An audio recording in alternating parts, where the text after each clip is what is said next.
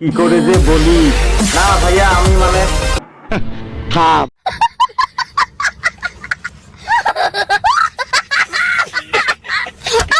মানে মানে আর কি, কালকে তো পিকনিকে যেতে হবে তাই না?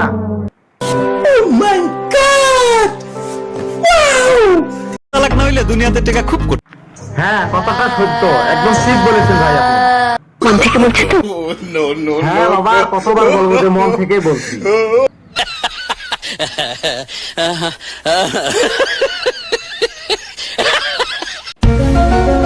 আমারও বিবাহের আলাপ চলতেছে। কি তোমাদের বিয়ের কথা চলতেছে, আমার তাও বলো নেই? না মানে আমিও আপনার সাথে যাব। দেখো খালি হাসাহাসি।